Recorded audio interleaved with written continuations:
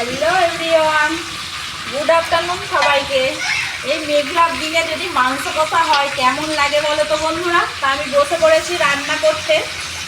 দেখো এত কটা মাংস আমার ভাজা হয়েছে, এতটা এখনো আছে এখানে। দেখো কড়াতে দিয়েছি। বাইরে বৃষ্টি আর কষা মাংস হলে কেমন লাগে বলো তো।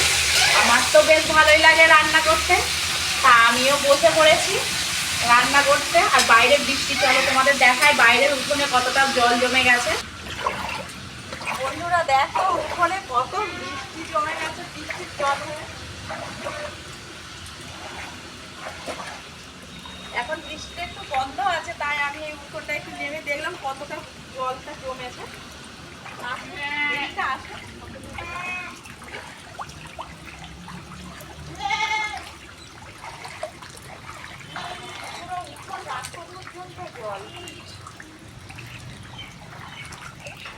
গাড়িগুলো সব জলের মধ্যে, চাকাগুলো কেমন ভিজে গেছে দেখো।